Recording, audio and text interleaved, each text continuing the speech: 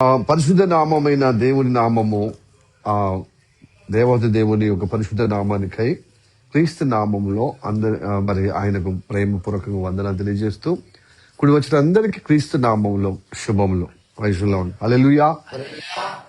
వరంగల్ సంఘ బిడ్డలతో కలిసి మరి ఈరోజు హైదరాబాద్ లో సిలోన్ ప్రేయర్ హౌస్ యొక్క ఫెలోషిప్ ద్వారా పాలు పొందినటువంటి బిడ్డలు కూడా హైదరాబాద్ ఉన్న సంఘ బిడ్డలు కూడా వందనాలు తెలియజేస్తున్నారు. వాళ్ళు కూడా ప్రేమపూర్వకంగా ఆహ్వానిస్తూ వాక్యం సిద్ధపడదాము, వాక్యం సిద్ధంగా ఉందాము. ద్వితోపదేశ కాండము 23వ అధ్యాయము 14వ వచనం. 23వ అధ్యాయము 14వ వచనం. నీ దేవుడైన యెహోవా నిన్ను విడిపించుటకును నీ శత్రువులను నీకు అప్పగించుటకును నీ పాలెములో సంచరించుచుండును గనుక ఆయన నీలో అసహ్యమైన దేనినైనను చూచి నిన్ను విడవకున్నట్లు నీ పాలెము పరిశుద్ధముగా ఉండవలెను. ఆమేన్, హల్లెలూయా, ప్రైజ్ ది లార్డ్. ప్రియ దేవుని బిడ్డలారా, ఈ వాక్యము చదివినాం కదా. దేనికి నడిపింపు? ఈ వాక్యానుగుణంగా దేవుడు స్వరము వినటానికి, దాని నడిపింపు కోసం ప్రార్థన చేద్దాం. అందరం ఏకీభవిద్దాం. మిక్కిలిగా ప్రేమిస్తున్న మా పరలోకమందున్న మా తండ్రి, నీకు వందనాలు, స్తోత్రము రాజా. ఈ ఉదయ కాలములో క్షేమముగా నీ దీన సేవకుని అభిషేకించి ప్రభు స్తోత్రము తండ్రి, నీ బిడ్డల దగ్గరికి నడిపించలేక వందనాలు. వారి మధ్యలో ప్రభు అయా ఇలా పరిచయం చేయటకు నువ్వు ఇచ్చిన ఆధిక్యతను బట్టి వందనాలు. ఈ వాక్య పరిచయంలో మాకు సహాయం చేయమయ్యా, నాకు సహాయం చేయమయ్యా తండ్రి. అభిషేకం ద్వారా నాతో మాట్లాడము, నీ బిడ్డలతో కూడా మాట్లాడమని. ఎవరైతే ప్రభు అయ్యా నేను ఈ రోజు దేవుని స్వరం వినాలి, దేవుని వాక్యం వింటే నేను దీవించబడతాను, ధన్యకరంగా మార్చబడతాను అన్న వారితో మాట్లాడుతున్నందుకు వందనాలు. అలానే ప్రభా అయ్యా ఇదిగో ప్రభా హైదరాబాద్ లో ఉన్న బిడ్డలు కూడా జ్ఞాపకం చేసుకున్నాము. వాళ్ళు కూడా నువ్వు వాక్యం ద్వారా సంధిస్తున్నందుకు వందనాలు. గొప్పగా ప్రభు నీ పరిశుద్ధాత్మ చేత అందరినీ ఆదరించమని, బలపరచమని, నీ కృపలో ప్రభు నిలబడే విధంగా పరిశుద్ధంగా ఉండేటట్లుగా మనసు కలగొచ్చమని, ఆయా పరిపూర్ణంగా ప్రభు పరిశుద్ధపరచబడే విధంగా వాళ్ళతో మాట్లాడమని ప్రార్థన చేస్తున్నాం తండ్రి. ఈ లోకమంతా ప్రభా లోకంలో ఉన్నంత వరకు ప్రభా మేము ఏదో ఒక విషయములో తండ్రి నీకు ఆయాసకరంగా, ఇబ్బందికరంగా, బలహీనంగా మారిపోయే విధానం ఉంటాం తండ్రి. ఆ విధంగా ఉన్న నీ బిడ్డలము అయిన మాతో మాట్లాడము, నాతో మాట్లాడము, అందరితో మాట్లాడమని ప్రార్థన చేస్తున్నాం. నన్ను పరిశుద్ధపరచము, అందరిని పరిశుద్ధపరచమని, నీ వాక్యం వినేవారికి నీ పరిశుద్ధాత్మ సహాయం ద్వారా అందరిలో నీ కార్యం జరిగించమని. నువ్వు పరిశుద్ధమైన దేవుడు, నువ్వు పరిశుద్ధం లేకుండా ఉన్నట ఎవరు కూడా ప్రభు నీ ప్రసన్నత పొందుకోరయ్యా, నీ ఆశీర్వాదం పొందుకోరయ్యా, నీలో స్థిరపరచబడలేరయ్యా, నీ జీవాన్ని పొందుకోలేరయ్యా. అట్టి అనుగ్రహము పరిశుద్ధపరచబడేటకు కృప చూపడమని ప్రార్థన చేస్తున్నావు ప్రభు. ఎవరి పట్ల ప్రభు నువ్వు అసహ్యము పొందకుండా అయ్యా నువ్వు కోరిన రీతిగా నిలబెట్టమని యేసయ్య నామంలో ప్రార్థించి అడుగుచున్నాం తండ్రి, ఆమేన్. మంచి కూర్చుందాం. ఒకసారి మళ్ళీ మనము పరిశీలనగా చదువుదాం. నీ దేవుడైన యెహోవా, ద్వితోపదేశ కాండము 23వ అధ్యాయము 14వ వచనం. నీ దేవుడైన యెహోవా నిన్ను విడిపించుటకును నీ శత్రువులను నీకు అప్పగించుటకును నీ పాలెములో సంచరించుచుండును గనుక ఆయన నీలో అసహ్యమైనది దేనినైనను చూచి నిన్ను విడవకున్నట్లు నీ పాలెము పరిశుద్ధముగా ఉండవలెను. ఈ వాక్యం మన వినికిలో దేవుడు మరొకసారి ఆశీర్వదించునుగాక. ఆమేన్. ఈరోజు కొంచెం మీరు సహించాలి. నన్ను దగ్గు మధ్యలో వస్తే అది చూడదు, వాక్యం వినాలి, వాక్యం వైపు చూడాలి. దేవునికి స్తోత్రం. హల్లెలూయా. సరే, రెండోసారి ఉపదేశిస్తున్నాడు మోషే ఇజ్రాయెల్ ప్రజలకు. అలా ఉపదేశించే క్రమంలో ఆ వాక్యం ద్వారా దేవుడు ఈరోజు మనతో మాట్లాడుతున్నాడు. ఏమంటున్నాడు ఇజ్రాయెల్ ప్రజలతో? నేను పరిశుద్ధుడ దేవుడను గనక మీరంటే నాకు ఇష్టం, మీరంటే నాకు ప్రేమ, కాబట్టి మీ మధ్యలో నేను సంచారం చేస్తాను. ఆ సర్వ సమాజము అక్కడ నివాసం ఉన్నారు. ఆ నివాసం ఉన్న స్థలాన్ని, ఆ పొలం మీద ఏమంటారంటే పాలెం అంటాం. ఏమంటాం? ఆ ప్రొవిన్స్ ను ఏమంటాం? ఆ ప్రాంతము పాలెం. ఆ పాలెంలో ఉన్నారన్నమాట. అంటే వాళ్ళు నివాసం ఉన్న స్థలమును పాలెం అంటున్నాడు దేవుడు. వాడు ఉన్నప్పుడు వాళ్ళతో మాట్లాడుతున్నాడు. మిమ్మల్ని అనేక సమస్యల నుంచి, అనార్థాల నుంచి విడిపించాలంటే, మీ శత్రువుల చేతుల నుండి మిమ్మల్ని కాపాడాలంటే, కదా మీ శత్రువుల మీకు మీ శత్రువులను నీకు అప్పగించుటకు, అంటే ఏం చేయడం? అప్పగించడం అంటే వారిపైన జయం పొందుటకు మీ పాలెంలో తిరుగుతున్నప్పుడు అసేకరమైనది ఏది నాకు కనబడద్దు, నేను పరిశుద్ధ దేవుడును అంటున్నాడు. హల్లెలూయా, ప్రైజ్ ది లార్డ్. హల్లెలూయా. దేనినైనను అసహ్యమైన దేనినైనను చూచి నిన్ను విడిచిపెట్టు. దరే అసహ్యము, నేను చెప్పింది చేయలేకపోయినా అసహ్యంగా వదిలిపెట్టే విధంగా మీరు చేసుకోవద్దు. ఎందుకంటే నేను పరిశుద్ధుడైన దేవుడును. మీరు మీ మధ్యలో ఉంటూ మీ చుట్టూ తిరుగుతూ ఉంటాను, మీ మధ్యలో సంచారం చేస్తూ ఉంటాను. దేవుడు ఎందుకు సంచారం చేయాలి చెప్పండి? దేవుని వాక్యమే కొత్త నిబంధనలు కూడా ఇలా ఉంది కదా, ఎక్కడ ఇద్దరు లేక ముగ్గురు కూడుతారో వారి మధ్యలో ఉన్నాను. ఆత్మస్వరూపుడిగా ఉన్నాడు. హల్లెలూయా. ఆత్మస్వరూపుడిగా దేవుడు మన మధ్యలో ఉన్నాడు. ఆయన మన మధ్యలో ఉండటకు ఇష్టపడతాడు. ఎందుకంటే దేవుడు మనకు తండ్రి, మనము బిడ్డలమే. అయితే ఇక్కడ విషయం, మీకు ఆసక్తి ఉన్న విషయాలే. వీళ్ళు అంటున్నాడు, నేను పరిశుద్ధుని కదా, మీరు అసహ్యకరమైనది మీ మధ్యలో ఉండకూడదు, దాన్ని చూసి అసహించుకొని వదిలిపెట్టే విధంగా చేసుకోవద్దు అంటున్నాడు. నేను పరిశుద్ధ దేవుడను. ఏ దేవుడు కూడా ఇలాగా పరిశుద్ధుని అని చెప్పాడండి, ఈ దేవుడు తప్ప. హల్లెలూయా. ఎందుకు పరిశుద్ధంగా ఉండాలి? పరిశుద్ధంగా ఉంటే ఆరోగ్యంగా ఉంటాం, పరిశుద్ధంగా ఉంటే జీవంగా ఉంటాం, పరిశుద్ధంగా ఉంటే చిరంజీవిగా ఉంటాం. అంటే సదాకాలము జీవించగలుగుతాం. నువ్వు సదాకాలం జీవించాలని పరిశుద్ధంగా ఉండమంటున్నావు. నేను పరిశుద్ధంగా, ఎందుకంటే నువ్వు ఉన్నవాడును, అనువాడను. ఆయనే ఆది, ఆయనే అంతం, ప్రారంభం ఆయనే, ముగింపు ఆయనే. ఆయన జీవాధిపతి, యుగ యుగాలు జీవం కలిగిన దేవుడు. ఆ దేవుని మనం కలిగి వచ్చాం, ఆ దేవుని నమ్మి వచ్చాం. పరిశుద్ధ గ్రంథంలో చెప్తుంది, ఒక భక్తురాలు, హన్నా భక్తురాలు, ఆమెకు గొడ్రాలు, అవమానపరచబడిన స్త్రీ, భర్త చాలా ప్రేమగా చూసిన ఫలం లేనటువంటి స్త్రీకి ఈ లోకంలో విలువ లేదు. దాని కొరకు ఆ విలువలేని జీవితము చచ్చిపోతే ఏంది, ఇది ఫలించలేని జీవితం అని చాలా దేవుడు మొరపెట్టుకున్నది. దేవుని సన్నిధికి వచ్చి భర్తను రోజు పోరుపెట్టింది. నీ ఆస్తి, నువ్వు చూసిన, నన్ను సుఖపెట్టిన అదంతా కొదవ కోసమో నేను ఇబ్బంది పెడతలేను. నా దేవుని దగ్గర నన్ను ఎందుకు గొడ్రాలుగా చేశాడో, నేను ఫలించటానికి ఈ గొడ్రాలతో, ఈ యొక్క ఫలహీనతతో నేను భరించలేకపోతున్నా. కాబట్టి నన్ను గుడికి తీసుకపో, నన్ను చర్చికి తీసుకపో, నన్ను నీ దైవ సన్నిధికి తీసుకపో అని ఊకే మొర పెడితే ఆ మొర పడలేక తీసుకొచ్చాడు. కొన్ని కిలోమీటర్ 70 మైళ్ళ దూరం నుంచి తీసుకొచ్చాడు. తీసుకొచ్చినప్పుడు ఆమె మొర పెట్టింది, గర్భవతి అయింది. హల్లెలూయా, హల్లెలూయా.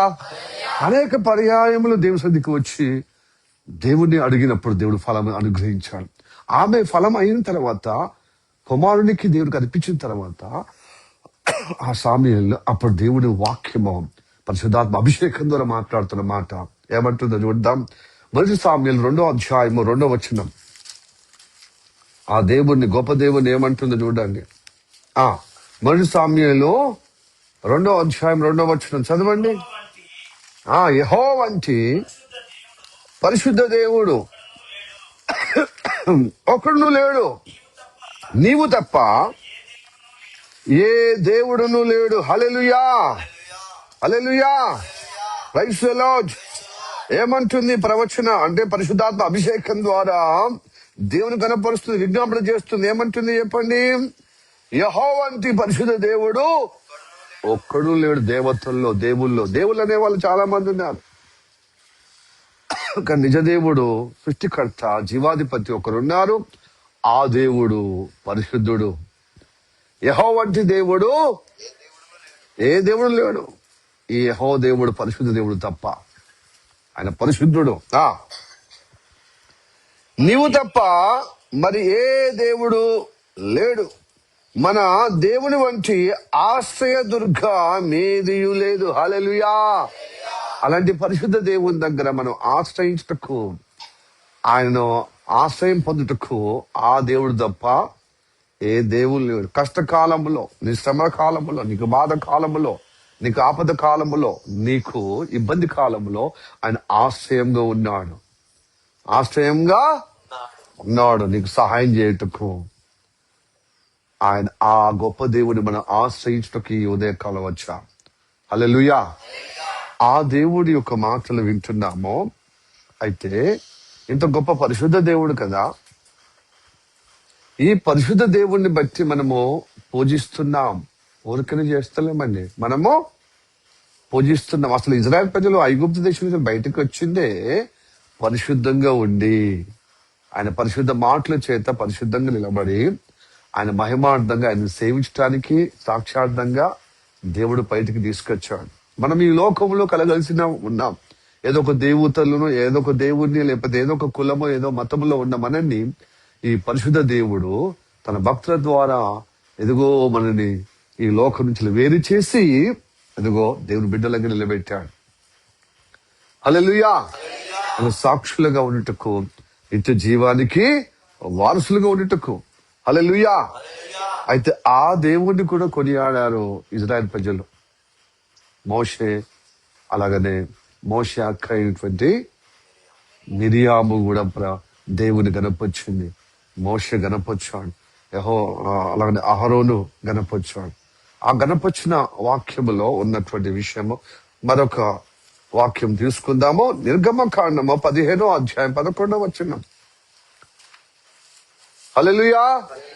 ఓకే. యెహోవా వేల్పులలో, వేల్పులు అంటే ఏంటిది?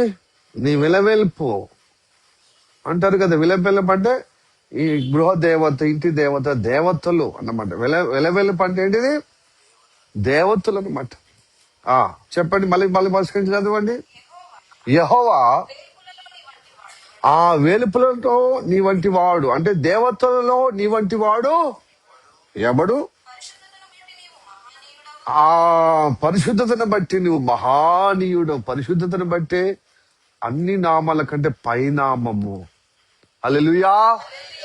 అన్ని దేవతల కంటే పై సృష్టికర్త, అసలైన సిసలైన జీవం కలిగిన దేవుడు పరిశుద్ధుడు.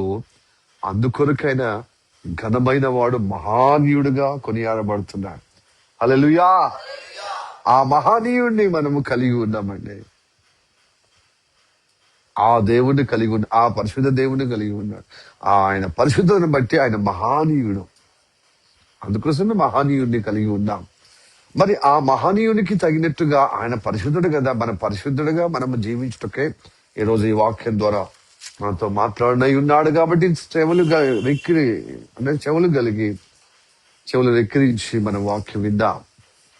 అయితే వీళ్ళు అరణ్యంలో ప్రయాణం చేస్తున్నారు కదా ఇజ్రాయెల్ ప్రజలు.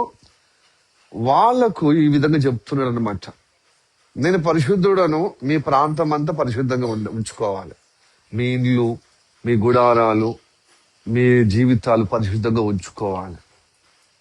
అని చెప్తే ఏమని తెలుసా, మీ శత్రువులకు మీకు అప్పచెప్పాలన్నా, మీకు విజయం సాధించాలన్నా, మీకు మిమ్మల్ని అన్ని సమస్యల నుంచి విడిపించాలన్నా, నీకు తోడై ఉండి మీరు నడిపించాలన్నా మీరు ఒక పరిశుద్ధంగా ఉండాలి అని చెబుతూ ఏమని తెలుసా, మీరు లాస్ట్ కు మీరు బహిర్భూమికి పోయేటప్పుడు, అంటే శంబట్క పోయేటప్పుడు, ఎటు పోతున్నామంటే చెంబ పట్టుకొని పోయే విధంగా అంటారు కదా, ఇప్పుడే వాష్రూమ్ పోతున్నారని చెప్తారు.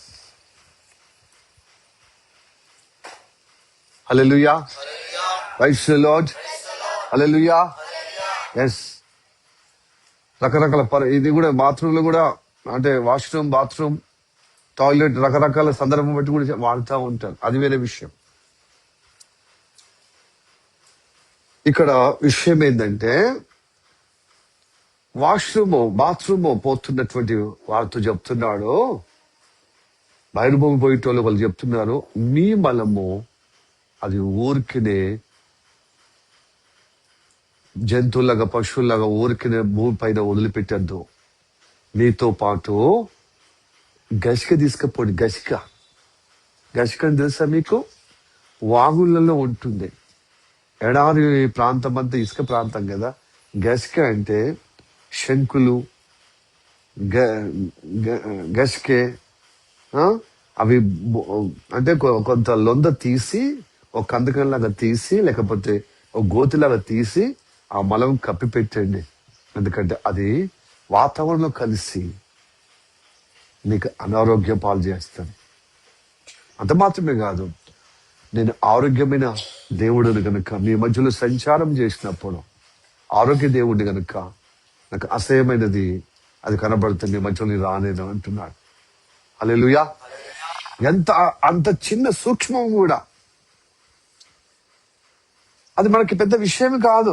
పెద్దవాళ్ళు అయితే అమ్మమ్మ తాలూకు పెద్దవాళ్ళు, మా అమ్మ నాన్న వయసులో ఉన్నవారు కానీ, ఆ అమ్మమ్మ నానమ్మ వయసులో ఉన్నవారు అంటే, గాడి వదిలిపెట్టండి, అదే పెద్ద మీద కూర్చుండబెట్టండి, ఏం కాదు, లేకపోతే మనవాళ్ళు మనవరాళ్ళు అట్లాగా. అలాంటి అశుద్ధత దేవుడికి ఇష్టం లేదు. అది కూడా హలో, అనారోగ్యం, అది కూడా సహిస్తలేడు దేవుడు. ఎందుకంటే దేవుడు పరిశుద్ధ దేవుడు, నీట్నెస్ చాలా ఆయనకి ఇష్టం. హల్లెలూయా. Cleanness is divine. పరిశుద్ధత దైవికత్వం. చాలా నేర్చుకోవాలండి.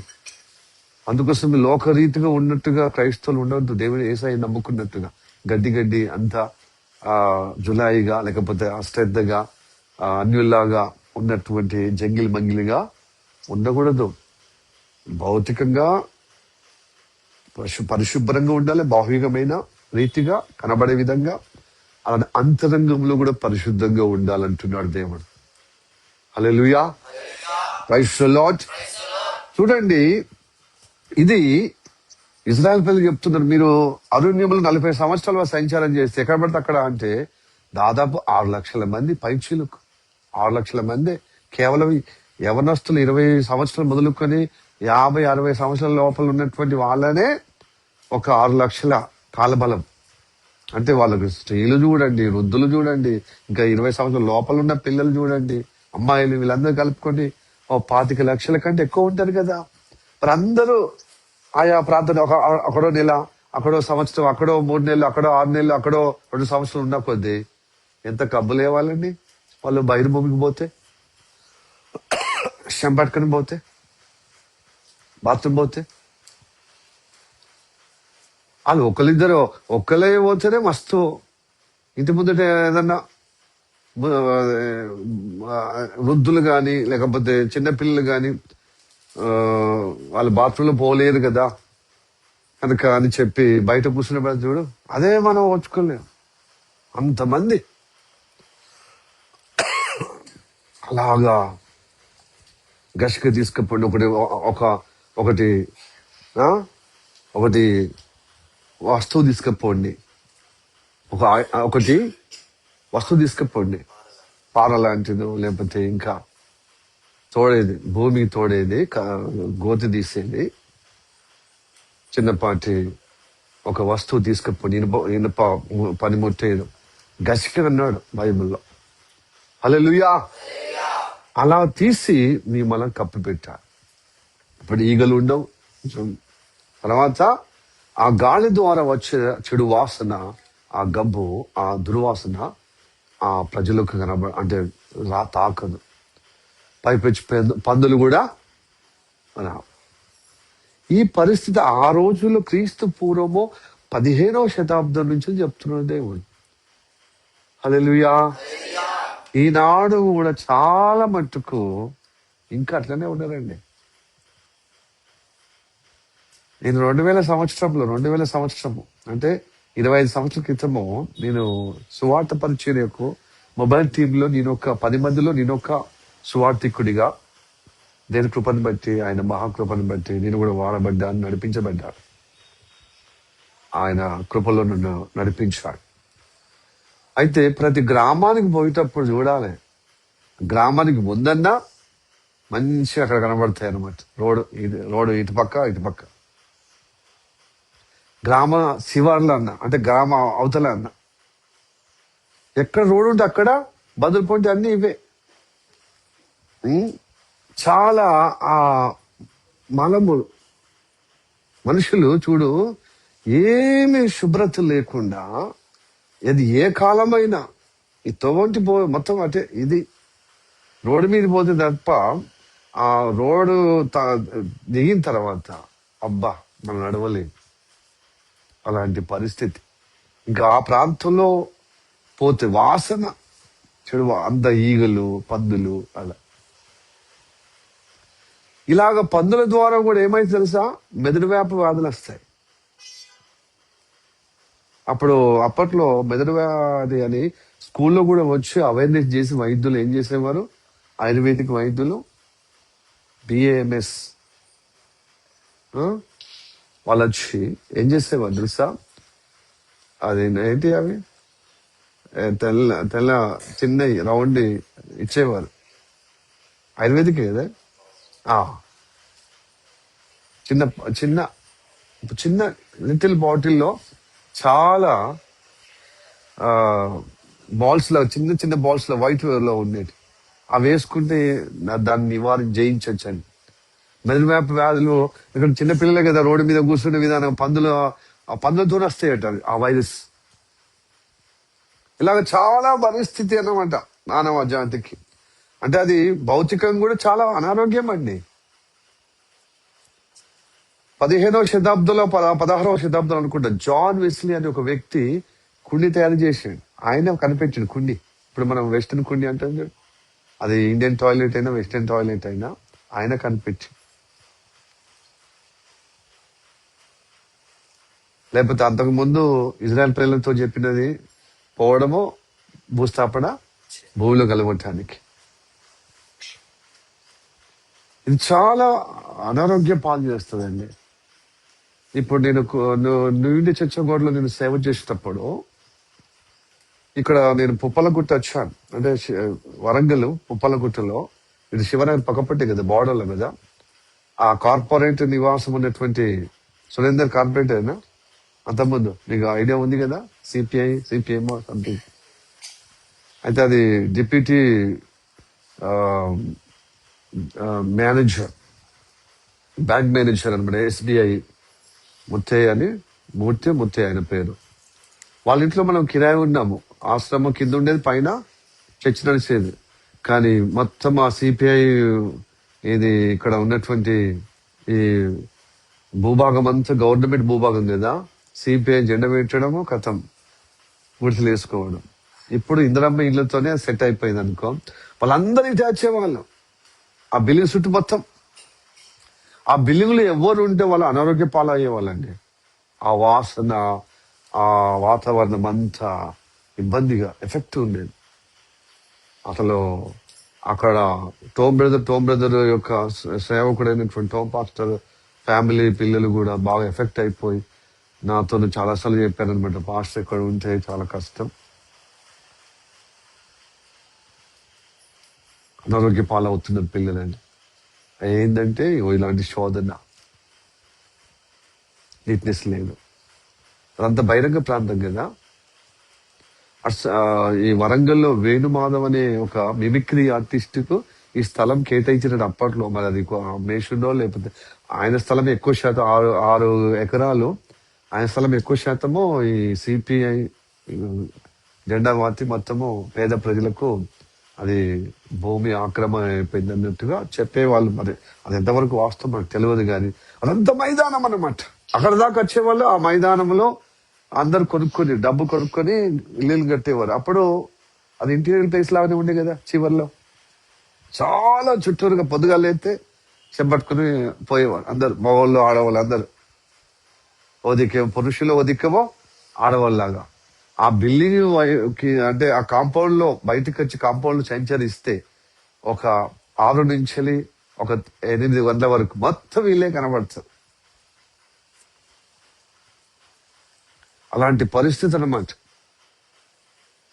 అట్లా కొన్ని సంవత్సరాలు సేవ చేసినామండి ఆ బిల్డింగ్ లో. అసలు నేను బయట ఉండి జస్ట్ ప్రార్థన కోసమే వెళ్ళేవాడిని, కానీ అక్కడ ఆశ్రమం పిల్లలకైతే ఘోరంగా, ఎందుకంటే ఎక్కడా దొరకలే, అది దొరికింది. చాలా రోజులు సఫర్ అయ్యే విధానంలో. థ్యాంక్ గాడ్ ఇప్పుడు చూస్తే ఏదో పాస్టర్ చెప్పిందంత అబద్ధం. ఇప్పుడు ఎంత మంచి ఇల్లు అయినాయి చుట్టుపక్కల మొత్తం. ముందట మంచి గవర్నమెంట్ హాస్పిటల్ పడ్డది, ఇది పక్కన ఒక గోడౌన్ లాగా పడ్డది. చాలా మంచిగా డెవలప్ అయింది కదా. ఇప్పుడు చూస్తే చాలా ఆశ్చర్యం అయిపోతుంది. మేమున్న స్థలం, మేము ఉన్నప్పుడు ఎట్లుండే, ఇప్పుడు ఎట్లుండే. ఒక 20 సంవత్సరాల క్రితం ఉన్న ఇప్పుడు చాలా జమీన్ ఆస్మానం చేంజ్ అయిపోయింది. అంటే ఈ అశుద్ధతని ఎంత అసహ్యకరమైన పరిస్థితి, వాతావరణం ఉంటుందో ఒక సేవకుడిగా నేను చూశాను ఈ వరంగల్లో. వరంగలే కాదు, కరీంనగర్ లో అయినా, వరంగల్లో అయినా, మన తెలంగాణలో, ఆంధ్రలో కూడా, ఉమ్మడి ఆంధ్రప్రదేశ్ ఉన్నప్పుడే నేను అటు విజయనగర ప్రాంతానికి వెళ్ళినప్పుడు కానీ, కాకినాడ పరిసర ప్రాంతంలో కానీ, ఇటు ప్రకాశం జిల్లా వైపున అయినా కానీ, మొత్తం రోడ్డు పైనే పొద్దుగా లేస్తే అసలు గవర్నమెంట్ చాలా బయట దేశాలకు వెళ్ళి, ముఖ్యమంత్రులు, మంత్రులు వెళ్ళి అక్కడ నీట్నెస్ ఉన్న విధానం ఇక్కడ ఉండాలని చెప్పి చాలా మట్టుకు ఎంకరేజ్ చేశారు. ప్రభుత్వము తరఫున ప్రజలను అలర్ట్ చేశారు. పట్టణంలో అయితే సాధ్యం కాదు, తప్పని పరిస్థితుల్లో టాయిలెట్ కట్టుకుంటారు వాళ్ళు. అయితే గ్రామంలో ఈ పరిస్థితి లేదు, అలా కట్టుకున్న బయటకే పోతారు, ఓపెన్ కి అలవాటు అయిపోయారని. కాబట్టి ఒక నినాదం పెట్టారు చంద్రబాబు నాయుడు నుంచి వెళ్ళి. అలాగనే ఉమ్మడి ఆంధ్రప్రదేశ్ ఉన్నప్పుడు వైఎస్ రాజశేఖర్ గారు గవర్నమెంట్ ద్వారా కావచ్చు, టాయిలెట్ ఉంటేనే ఆడపడుచుకు పెళ్లికి ఇవ్వాలి. ఫస్ట్ అబ్బాయికి ఉద్యోగం ఉందా అని కాదు, పెద్ద ప్రాపర్టీ ఉండదని కాదు, ఫస్ట్ టాయిలెట్ ఉందా లేదా అని అడిగి పెళ్లి చేసుకోమని ఒక నినాదం గవర్నమెంట్ తరఫున బాగా ప్రాచుర్యం చేశారు. అది మీకు ఐడియా ఉందో లేదో. సో ప్రభుత్వం కూడా ఇచ్చారు, ఫస్ట్ అయితే మీరు టాయిలెట్ కట్టుకుని, అది మీరు గుడిసెలో ఉన్నా, మీ షెడ్ లో ఉన్నా, గుణపెక్కలో ఉన్నా, లేకపోతే మీరు 2 రూమ్ లో ఉన్నా, 1 రూమ్ లో ఉన్నా, మీరు అయితే టాయిలెట్ కట్టుకోమని నేను రైతు కూడా ఇచ్చారు. 20,000, 20,000, 10,000 ఇచ్చారండి అప్పట్లో పేద ప్రజలకు అందరికి. సో ఇప్పుడు చాలా మట్టుకు వాతావరణం చేంజ్ అయిపోయింది కదా. వాతావరణం చేంజ్ అయిపోయింది. అలా చేంజ్ అవ్వడంలో కూడా మనకు సామాజికంగా కూడా కొంచెము వాతావరణ ప్రభావాన్ని బట్టి, అంటే వాతావరణము చేంజ్ అయిపోయింది కాబట్టి కొంచెం ఆరోగ్యంగా, కొంచెం నీట్నెస్ వచ్చిన విధానం కలిగింది.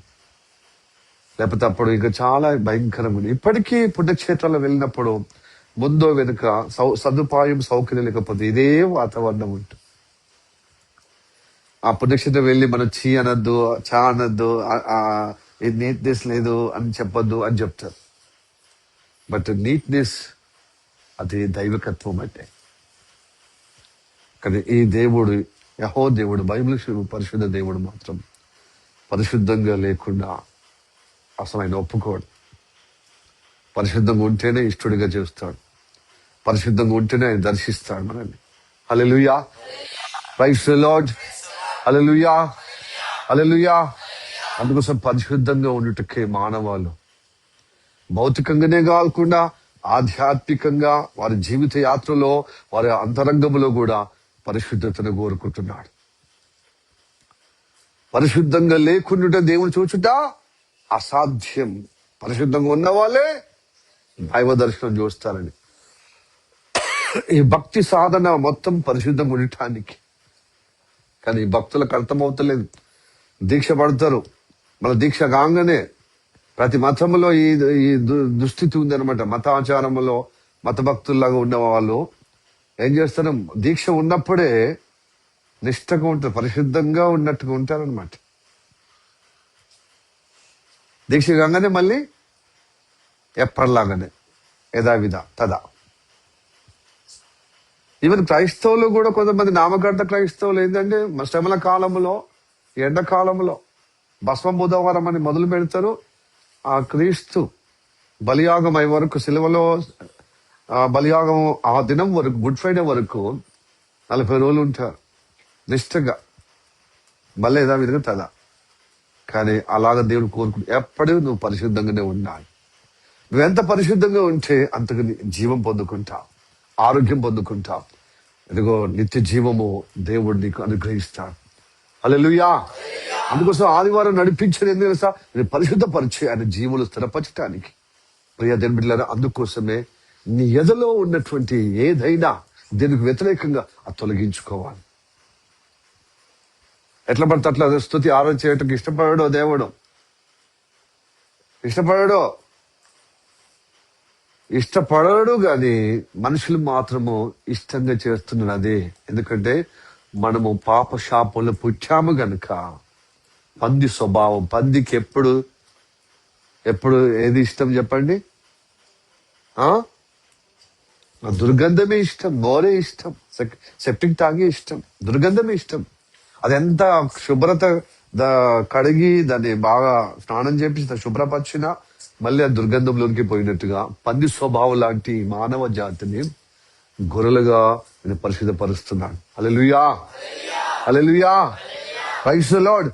ఆయన పందుల కోసము ప్రాణం పెట్టడానికి రాలే, ఆయన గొర్రెలకు మంచి కాపరి తన గొర్రెలకు ప్రాణం పెట్టుకు. అందుకోసమే గొర్రెగా ఉండుటకు ఆయన ప్రాణం పెట్టుకొచ్చాడు. హల్లెలూయా, హల్లెలూయా, ప్రైజ్ ది లార్డ్. నీవు పందిగా ఉన్న స్వభావంలో ఉండవచ్చు మానవులు, కానీ గొర్రెగా ఉండాలని మనసులో నువ్వు ఖచ్చితంగా తీర్మానం చేసుకోవాలి, ఇష్టపడాలి. నేను గొర్రెగా ఉండాలని. గొర్రె చూడు, ఏదో దృష్టకరంగా అది బోర్లో పడుతుంది, కందకలు పడుతుంది, లేకపోతే దుర్గంధంలో పడిపోతుంది, వెంటనే లేస్తుంది అనమాట. ఏదైనా కందకల లోయలో పడిపోతే అట్లే ఉంటుంది ఆ గొర్రెలు. బయటకు రావటానికి అది ఎంత తన్నాడుతుంది, ఎంత ప్రయత్నం చేస్తుంది. అలాగా మనం ఉండాలన్నమాట. పంది స్వభావం చూపెట్టుద్దాం. హల్లెలూయా. మనం పరిశుద్ధపరచబడి వెంటనే మళ్ళీ లోకంలో కలిసిపోయి మళ్ళీ నలుగుట్లో కలిసిపోయే విధంగా నువ్వు నడిస్తే మాత్రము తప్పక నువ్వు పందిలాగానే మళ్ళీ దేవుడు ఇన్నిసార్లు నీకు అవకాశం ఇచ్చినా మళ్ళీ నీకు అదే తత్వం ఉంటే నేను నీ పట్ల అసహించుకుంటున్నాను అంటున్నాడు. నేను అసహించుకుంటే నీ శత్రులు ఎదుట నిలబడలేరు, సాతాను ఎదుట నిలబడలేడు. నీ సమస్యలు, సాతాను సృష్టించిన శోధల్లో సమస్యల్లో నుంచి విడిపించజాలంటున్నాడు. అసలు మీరు అసహించుకొని వదిలిపెట్టే విధంగా చేసుకోవద్దంటున్నాడు. హల్లెలూయా, హల్లెలూయా, ప్రైజ్ ది లార్డ్. మనము ఈ ఇజ్రాయెల్ ప్రజలకు చెప్పినటువంటి విషయము మనం చేస్తున్నాం కదా. మనం ఎక్కడ పడితే అక్కడ రోడ్ల మీద పోతలేం కదా. ఇదెందుకు మనకి ఈ రోజు వాక్యం అంటే, ఆ రోజుల్లో జరిగినది ఇప్పుడు జరుగుతుందని కాదు, మొన్నటిదాకా జరిగింది మన పరిసర ప్రాంతాల్లో, మన జీవితాల్లో, మన కుటుంబంలో, మన పరిసర ప్రాంతాల్లో, మన పల్లెల్లో, మన పట్టణాల్లో జరిగినాయి. ఇప్పుడు అందరూ అంతటా మార్పు చెందుతూ నిలబడుతున్నారు. మంచిదే, భౌతికంగా బాహ్యక ప్రపంచంలో నీతిగా ఉండడం మంచిది, ఆరోగ్యమే. అయితే ఆరోగ్యంగా ఉన్నటువంటి వాతావరణం నెలకొనబడుతుంది సరౌండ్ ఏరియాలో, వాతావరణంలో. కానీ మనుషుల్లో ఆ స్వభావం పోతలేదు. దయ్యం స్వభావం అంటే వ్యతిరేక స్వభావం ఉంది. అందుకోసమే యేసయ్య అన్నాడు, మిమ్మల్ని రక్షించుతున్నాను, చీకట్లో ఉన్న మిమ్మలను వెలుగులోనికి, ఆశ్చర్యకరమైన వెలుగులోనికి మిమ్మల్ని పిలిచిన నీవు, పిలువబడ్డ నీవు, నేను అందరము ఆయన గుణము కలిగి ఉండమన్నాడు. ఆయన గుణము కలిగి నలుగురికి ప్రచురము చేయు నిమిత్తము నేను ఏర్పరచుకున్నాను. ఎట్లా ఏర్పరచుకున్నాను?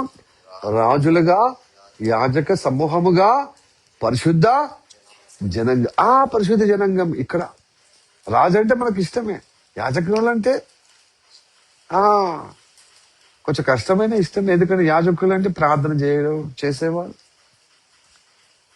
దేవుని మాటలు చెప్పేవారు. రాజుగా ఉండడము, రాజులాగా వ్యాజ్ఞాపించడం మనకి ఇష్టమే. రాజుల యాజక, ఈ రాజుల యాజక సమూహంలో ఉండుటకు పిలువబడ్డావు ప్రియ సహోదరి సహోదరుడా. ఇందులో సందేహం ఏమీ లేదు. కానీ పరిశుద్ధంగా ఉంటే ఆ ఆశీర్వాదం ప్రాప్తించబడుతుంది. పరిశుద్ధంగా ఉంటేనే ఈ ఆశీర్వాదం నీకు ప్రాప్తించబడుతుంది, అనుభవింపబడుతుంది. హల్లెలూయా. పరిశుద్ధ జనాంగం అన్నాడు. నువ్వు రాజుగా ఉండి దుష్ట గుణం కలిగి ఉంటే లాభం ఉంది? యాజకంగా ఉండి, పురోహితుడిగా ఉండి అందరికి, నీ కుటుంబానికి, సంఘానికి, సమాజానికి, దేవునికి ప్రతినిధిగా ఉన్న ప్రయోజనం ఏముంది? ఎందుకంటే దేవుడు మెచ్చలేని గుణములు నీలో ఉన్నాయి కదా, దేవుడు అసహించుకునే గుణములు ఉన్నాయి కదా, స్వభావం ఉంది కదా. కాబట్టి నువ్వు పరిశుద్ధంగా జనాంగంగా ఉండవు, ఆయన ఇంటి వారుగా సొత్తైన జనాంగంగా ఉండవు. ఆయన ఇంటి వారుగా పరిశుద్ధ ప్రజలనై నా ఇంటి వారుగా దేవుడు సొత్తైన ప్రజలై ఉన్నారంటున్నాడు. ఇక ఇంటి వారుగా లేకపోతే ఆయన సొత్తు ఏమంటుంది? ఆయన ఇంటి వారుగా ఉండాలంటే పరిశుద్ధంగా ఉండాలి. హల్లెలూయా. Praise the Lord. నీ ఆపద ఆయన చూసుకుంటాడు, నీ శత్రు భారం నుండి నేను కాపాడుతాడు, శత్రువులు నీకు అప్పచెప్తాడు, మనం తరమేయరాని నీకు బలం ఇస్తాడు, శక్తి ఇస్తాడు, జీవం ఇస్తాడు. శత్రుని ఎదుట నిలబడకుండా పారిపోయే విధంగా నేను బలపరిచి నడిపిస్తాడు. హల్లెలూయా. మరి ఏంటిది స్వభావం? మనము దేవుని కృప ద్వారా ఈ లోకం నుండి మనం వేరు చేయబడి దేవుల్లో స్థిరపరచబడుతున్నాం. మళ్ళీ మనం ఏమంటే, ఒక మానాన మన స్వభావం సరి అవ్వదు.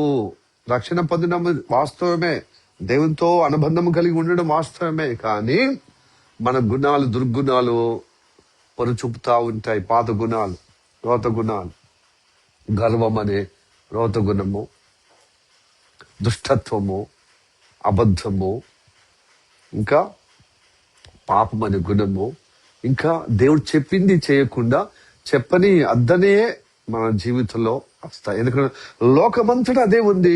మన శరీరం కూడా అద్దన పనులు చేయటానికి ఉబలాట చేస్తుంది. కాబట్టి వాక్యానికి విరుద్ధంగా, ఆయన ఆలోచనకు విరుద్ధంగా, సత్యానికి విరుద్ధంగా అసత్యమైన మాటలు, అసత్యమైన ప్రవర్తన నీకు కలుగుతుంది. దాన్ని బట్టి దేవుడు అసహించుకుంటాడు. కాబట్టి నువ్వు దేవుని సన్నిధికి ఏం చేయాలి? 24 గంటలు స్నానం చేస్తూ మళ్ళీ 24 గంటలు నీకు అసహ్యమైనటువంటి చెమట, జిడ్డు, దుమ్ము, ధూళి, ఇంకేమైనా నీకు ఇష్టం లేని అంటినా కూడా ఏం చేస్తావు? మళ్ళీ స్నానం చేసినట్టుగా, నువ్వు కడుక్కున్నట్టుగా ప్రభు సన్నిధికి ఆదివారం వచ్చింది పరిశుద్ధ పరచబడడానికి.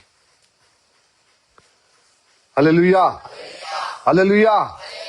అసహ్యమైనది, దేవుడికి అసహ్యమైనది, అసహ్యమో అయినది నీలో చూస్తే నేను వదిలిపెడతాడు. నువ్వు పేరుగా ఉంటావు అంతే, నువ్వు వస్తావు పోతావు. దేవుడు నా ప్రార్థన వింటున్నాడు, నా దేవుని మాటలు వింటున్నాను కదా అని నీవు అనుకూలంగా నువ్వు అనుకుంటే ఆయన అనుకుంటాడా? నువ్వు అనుకుంటున్నావు, నువ్వు భ్రమలో ఉంటున్నావు, నువ్వు మొరపెడుతున్నావు దేవుడు వింటున్నా అని. కానీ దేవుడు కోరుకునేది నువ్వు నీ జీవితంలో కనబడకపోతే నేను వదిలిపెడతాడు, నేను విడిపించాడు, నేను నడిపించాడు.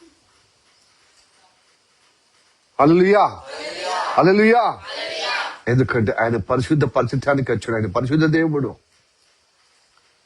ఆయన పరిశుద్ధ దేవుడు. కేవలము నువ్వు ఆయన బిడ్డగా ఉండుటకు విశ్వాసం కలిగి యథార్థంగా ఒప్పుకుంటే, పశ్చాత్తాపం కలిగే విధంగా యథార్థంగా ఒప్పుకుంటే విడిపిస్తాడు. అన్ని నీకు సిద్ధపరిచాడు. ఇంకేంటిది? ఆయన లోకానికి వచ్చాడు, అందరి కోసం ప్రాణం పెట్టాడు, ఆయన రక్తం ధారపోసాడు, రక్తంలో కడుక్కోమంటున్నాడు కదా. అసలు యేసుప్రభు ఈ లోకానికి వచ్చిందే అందుకోసమే క్రిస్మస్ అయింది. మానవాళి అంత కంపుతో ఇబ్బందితో నశించిపోతున్నారు. అశుద్ధత కలిగి దేవుడు అసహించుకునే స్వభావం కలిగి ఉన్నారు. కాబట్టి ఆ మానవులను నేను అడగటానికి, పరిశుద్ధపరచడానికి ఆయన మానవ జాతికి పుట్టాడు. హల్లెలూయా. అందుకోసం నీ అశుద్ధత అంతా ఆయన మీద వేసుకొని ఆయన మరణించి తిరిగి లేచాడు.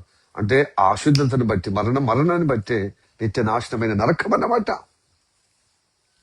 కనుక ఆ దుర్గుణాలు, ఆ దుష్ట గుణాలు, నేను అశుద్ధంగా నేను ఖరాబు చేసేటువంటి ఆ దయ్యము గుణం ఉందే, ఆ దుష్ట గుణము ఆ తొలగించుటకు ఈ లోకానికి వచ్చాడు.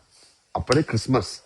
ప్రపంచం యావత్ ఎందుకు ఆయన క్రిస్మస్ సంబరాలు చేసుకున్నాడు అంటే, నన్ను ఉద్ధరించడానికి వచ్చాడు, నా చీకటి జీవితాన్ని వెలుగు నింపటానికి వచ్చాడు, నా దుర్గంధము పరిశుద్ధపరచడానికి వచ్చాడు, నా నాశనానికి కారకుడైన నా స్వభావాన్ని బట్టి ఆయన నిత్య జీవం ఇవ్వటకు వచ్చాడు. హల్లెలూయా. Praise the Lord. దయ్యం బిడ్డగా ఉన్నా నేను దేవుని బిడ్డగా చేయుటకు వచ్చాడు, దైవ సంతతిగా ఉండటకు వచ్చాడు. కాబట్టి ఆయన ఈ లోకానికి వచ్చింది ఈ డిసెంబర్ మాసం కదా. క్రిస్మస్ అంబరాలు అంటే విధంగా గొప్పగా చేసుకున్నాడు. కానీ పరిశుద్ధంగా ఉండకపోతే ఈ గొప్పతనం అంతా ఏం లేదు. ఈ పిండి వంటలకు, కొత్త బట్టలకు ఇట్లా ఊతావు అంతే. మళ్ళా ఇదా విధ తదా బతుకు మారలే. పాత మాట నువ్వు బట్ట మారింది అంతే, తిండి మారింది అంతే, బతుకదే రొటీన్. హల్లెలూయా. మన బ్రతుకు మార్చటానికి వచ్చాడు. ఆయన మాట అందుకోసం వినాలి. వింటే నీతో ఉంటాడు. హల్లెలూయా. హల్లెలూయా. నీతో ఉంటాడు, నీ మాట వింటాడు. ఆయన మాట నీ వింటే నీ మాట అయినా వింటాడు, నీకు తోడై ఉంటాడు. హల్లెలూయా. ఈ ఉదయ కాలంలో దేవునితో ఉండటకు వచ్చావు కదా ప్రియ సహోదరుడా. మరి దేవుడు నిన్ను పరిశుద్ధపరచడానికి ఇష్టపడుతున్నాడు. కాబట్టి ఆయన నీ యందు అసహ్యమైనది తొలగించుకోవాలి. ఈరోజు అసహించుకునేది ఉంటే ఆయన నేను వదిలిపెడతాడు, నీతో ఉండడు, నీ మాట వినడు, నీకు సాయం చేయడు, నీ విడిపించడు సమస్యల నుంచి, నీ బాధల నుండి, నీ గాథల నుండి విడిపించడు. అని విడకపోతే మనం బ్రతుకుతామని. Hallelujah. Praise the Lord. Hallelujah. మన బాధలు కడతెచ్చటానికి, మన బాధలు విడిపించబడటానికి యేసయ్యను నమ్ముకున్నాం. మళ్ళీ యేసయ్య మరి లేకపోతే మనము ఉండజాలం, మళ్ళీ నశించిపోతాం. మళ్ళీ లోకంలో కలిసిపోయి నలుగురు నడిచినట్టుగా, మతములో కులములో నడిచినట్టుగా నడిచి 4 గొంతులు కష్టము సుఖము అని చెప్పి ఎత్తే నరకం ఉంది, పెద్ద నరకం ఉంది. ఇక్కడన్నా నా 10 మందికి ఉప్పోసలో చెప్పుకున్నా, అయ్యే నాకు కష్టం అంటే, నీకన్నా ఒక డోలే, నాకు 2 డోళ్ళు, నీకన్నా ఒక దరువు, నాకు 2 దరువు అని ఒకరికి మించిన ఒకరి సమస్యలు ఉంటాయి. కానీ సమస్య లేని వ్యక్తులు ఉన్నారా చెప్పండి? మనుషులు ఉన్నారా? నీ సమస్య స్టార్ట్ చేయి, నొచ్చగొడతారు, అయ్యా అది ఎంత ఇబ్బంది అని. మళ్ళీ నీకంటే ఎక్కువ నాకు కష్టాలు ఎక్కువ ఉన్నాయని చెప్తాను. కష్టాలకు ఒకరి మించిన ఒకరు కష్టాలు చెప్పుకొని గొప్పగా నిరూపించుకుంటారు కదా. అసలు నేను కాబట్టి నీదన్నా కష్టాలు నయం, నీ కష్టాలు చెప్పుకుంటే నా కష్టాలకు ఎందుకు పనికిరావు అంటే, నీ కష్టాలకు నా కష్టం మీద అసలు ఏమీ ఉపయోగం ఉండదు అనమాట. నా కష్టాలు చూడు అంటే వాళ్ళకి చెప్తారు. ఇక అప్పుడు ఇక తప్పని పరిస్థితులు, నా కష్టం కంటే నీ కష్టం ఎక్కువ ఉంది కదా. ఇలాగా ఒకరు మించిన ఒకరు కష్టాలు చెప్పుకుని మానవ జాతి అంతా కష్టమే, నష్టమే, కష్టాలు, ఇబ్బందులు. అసలు ఎందుకు పుట్టించిందో దేవుడు దీనికి. ఇక సనగడం, గునగడం, ఏదో రకంగా ఇక మూర్ఖ స్వభావం కలిగి పరిస్థితిని బట్టి ఏ మాట వస్తే ఆ మాట, ఎట్లా ప్రవర్తిస్తే అట్లా ప్రవర్తన, సందర్భం బట్టి అలా ఇష్టానుసారంగా జీవిస్తూ మనము దైవోగ్రతకు పాత్రలు అవుతున్నాం. Hallelujah. Praise the Lord. Hallelujah. కాబట్టి మిమ్మల్ని కోపగించటానికి దేవుడు ఇష్టం లేదు. ఆయన పిల్లల పట్ల కోపగించడం తల్లిదండ్రులకు ఎవరికైనా ఇష్టం అండి? సురేంద్ర బ్రదర్కి ఇష్టమా చెప్పు? ఆయనకు అది అసలుకే ఇష్టం లేదు. ఏదున్నా పర్వాలేదు పాస్టర్, వాళ్ళు ఏమనద్దు, ఎందుకంటే వాళ్ళు ఇక పెరిగింది కదా, ఏమనంటే బాధపడతారు. ఇక తప్పని పరిస్థితుల్లో చెప్తారు, కానీ అది కూడా ముద్రకించి చెప్పేటట్టు చెప్తాడు. కొట్టినట్టుగా ఎప్పుడన్నా చెప్తాడా? చెప్పాడు. చెప్తే గీతే ఒకవేళ మంజుల సిస్టర్ ప్రేమ ఉంది కాబట్టి మరీ ఇద్దరు అయితే ఎట్లా పాస్టర్ అని కొంచెం అట్లా కదా. బాబు బ్రదర్ ఒకవేళ ప్రేమతో చెప్తాడు, తర్వాత కొంచెం ఎందుకు అంటే పిల్లలు మరి ఏం చెప్పకపోతే ఎవరు చెప్తారు? తల్లులు చెప్పకపోతే, తల్లిదండ్రులు చెప్పకపోతే ఎవరు చెప్తారండి? తప్పని పరిస్థితుల్లో కోపగిస్తుంది తప్ప పిల్లలు కొట్టాలి, తిట్టాలి, వాళ్ళు ఊకే రాసి రంపాన పెట్టాలని ఏ తల్లిదండ్రులు అనుకోరు. అనుకున్నారంటే ఆ తల్లిదండ్రులు కాదు, వాళ్ళు ఏదో దయం పట్టింది, వాళ్ళకు దురాత్మ పట్టింది. తల్లిదండ్రులు, ప్రేమ గల తల్లిదండ్రులు తన పిల్లలంటే ఎంతో ప్రేమ కనుక ఎంతో ఓపిక. అసలు మిగతా వాళ్ళకు ఓపిక ఉండదు, అన్నదమ్ముల దగ్గర పెరుగుతున్నప్పుడు ఓపిక ఉండదు, సహనం ఉండదు. కానీ ఎప్పుడైతే పిల్లలు కలిగినరో ఎంత ఓపిక, ఎంత సహనం, ఎంత ప్రేమ, ఎంత దయ, ఎంత కరుణ. చీటికి మాటికి చికాకు పడే వాళ్ళు తల్లిదండ్రుల మీద ఉన్నప్పుడు, తోబుట్లతో మధ్యలో ఉన్నప్పుడు, కానీ పిల్లలు పుట్టినప్పుడు ఎంత ప్రేమ, దయ, ఎంత కన్నుల్లో పెట్టుకుంటారు కదా, కన్నెప్పలా కాపాడుకునే విధంగా ప్రేమ. వాళ్ళు తినకుండా, వాళ్ళకి గుడ్డ అంటే ఎంతో ఇష్టం, మటన్ అంటే ఎంతో ఇష్టం, మొత్తం చికెన్ అంటే ఎంతో ఇష్టం. ఆ ముక్కలన్నీ వాళ్ళకే పెడతాం, గుడ్డంతా వాళ్ళకే ఇస్తాం. ఎందుకు? ప్రేమ. శ్రేష్టమైనవన్నీ ఇచ్చేస్తాం. హల్లెలూయా, ప్రైజ్ ది లార్డ్. మా దేవుడికి ఆ ప్రేమ దేవుడి నుండే వచ్చింది కదా. మనకు తండ్రి అయిన దేవుడు క్రీస్తు ద్వారా మనమందరము తండ్రి, ఆ సృష్టికర్తకు మనమందరము పిల్లలమైనాం. ఆయన మనకు తండ్రి అయిపోయా. ఆ తండ్రి కూడా అంతే కదండి, ప్రేమ చెప్తాడు. చెప్తే వినకపోతే నెమ్మదిగా మన పట్ల అసహ్యము కలుగుతుంది. ఇష్టం లేని మనలో ఉంది కదా. ఏ తండ్రి అయినా ఇష్టం లేకపోతే చెప్పుకోండి, ఇక తిట్టి అసహించుకుంటాడు. మధ్యలో తల్లి దూరి దండం పెడతా ఉంటుంది, ఓకే ఏమనకి ఏమన జీవితం అంతే అని. బిడ్డ పట్ల, కొడుకు పట్ల తల్లి కొంచెము ఓదార్చినట్టుగా, తండ్రి 4-5 సార్లు తిడితే ఒక్కసారి తిట్టినట్టుగా తల్లి చేస్తుంది కదా. ఆ తల్లి పాత్రని క్రీస్తు, ఆ తండ్రి పాత్రని సృష్టికర్తన దేవుని యొక్క, ఆ నిజ దేవుని యొక్క, ఆ తండ్రి యొక్క ప్రేమ. హల్లెలూయా. ఎస్, ఈసారి నేను ఓదార్చి చెప్తాను, ఎందుకంటే అతని కోసం నేను ప్రాణం పెట్టింది నేను కదా.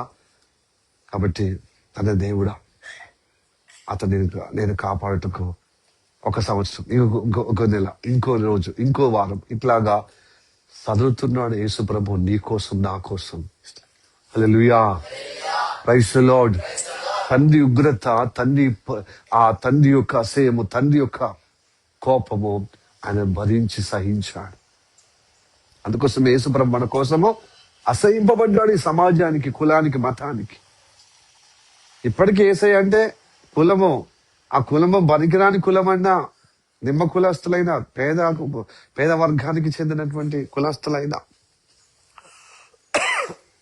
అసలే వాళ్ళ పెద్ద కులస్తులతోనే వివక్ష చూపేయబడుతుంది. వీళ్ళకి ఆ వివక్షలో ఉన్నా కూడా యేసయ్య అంటే అసహ్యం కదా. నేను నమ్మలేదా? చిన్న కులము పెద్ద కులంతోనే చిన్న చూపబడుతున్నారు. అయినా వీళ్ళకు పోవడం ఎట్లా తెలుసా? యేసయ్య అంటే అసహ్యం. అన్ని కులస్తులకు అసహ్యం, అన్ని మతస్థులకు అసహ్యం, అసలు లోకానికి అసహ్యం యేసయ్య. ఎందుకంటే దేవుడిగా రాలే కదా, ఆయన మానవులుగా వచ్చి సాదా నీ స్థితి, నా స్థితి అంతా మనకు అనుభవించి మన స్థితి అంతా మన స్థానం అంతా ఆయన భరించుటకు వచ్చాడు కాబట్టి రక్షకుడిగా ప్రేమ స్వరూపుడిగా వచ్చి రక్షించాడు. కానీ రెండో రాకడ రాజాది రాజుగా వస్తున్నాడు గొప్పగా. హల్లెలూయా, హల్లెలూయా, ప్రైజ్ ది లార్డ్. దేవుని బిడ్డలారా, ప్రేమ గల దేవుడు నీకోసం ప్రాణం పెట్టకు వచ్చిన ఆ దేవుడు అంటున్నాడు, ఆ రక్షకుడు చెప్తున్నాడు, నీకు అసహ్యమైనది నా మీద వేయబిడ్డ, ఎందుకంటే నేను అసహ్యింపబడ్డాను నీకోసము ప్రాణం పెట్టినప్పుడు. అందరు నన్ను అసహించుకుని నా ప్రాణం తీశాను. ఎందుకంటే నీ అసహ్యమంతా నా మీద వేసుకున్నా. చూడనొల్లని వ్యక్తిగా, వ్యసనకాంతుడిగా, అందహీనంగా మొత్తం రక్తం అడుగులా అయిపోయాడు, రక్తం చిందించే విధంగా. సొగసైన స్వరూపమైన ఉన్నదండి, అసహ్యం కలిగే విధంగా చూడలేకుండా ఉన్న ఆ స్థితి అంతా, మన స్థితి అంతా ఆయన మీద వేసుకున్నాండి. మనకు ఎంత జీవముటకు అసహ్యకరమైనది ఆయన మీద వేయమంటున్నాడు. దేవుని కృప ద్వారా ఆయన మాటగా, ఆయన గుణము కలిగి జీవించుటకు నిన్ను ప్రేరేపిస్తున్నాడు, నీకు ఆజ్ఞాపిస్తున్నాడు. హల్లెలూయా, హల్లెలూయా, ప్రైజ్ ది లార్డ్. అసత్యం అంటే ఆయనకు అసహ్యం అన్నమాట. చదువుదాం. సామెతలు 8వ అధ్యాయము, సామెతలు 8వ అధ్యాయము 7వ వచనం చదవండి. నా నోరు సత్యమైన మాటలు, దుష్టత్వము నా పెదవులకు అసహ్యం అంటున్నాడు కదా భక్తుడు. నా నోటి మాట ద్వారా నీ సత్యమే పలుకుటకు నాకు ఇష్టము. ఎంతమంది ఇలా ఇష్టపడే విధంగా ఉన్నారండి? భక్తుడు ఇలా ఉండాలి. సత్యమైన మాట, దేవుని మాట, పుట్టించే మాటలు, దుష్ట మాటలు, ఇతరుల మీద అబద్ధ మాటలు, పుట్టించే మాటలు, నీ పొరుగు వారి మీద అబద్ధ సాక్ష్యము, కళ్ళల మాటలు అసహ్యముగా ఉండమంటున్నాడు. కానీ నిజంగా ఈ వారంలో అలాగా వచ్చారండి. అబద్ధం ఆడకుండా సత్యం పలికే విధంగా, దుష్టత్వము అసహ్యం కలిగే విధంగా.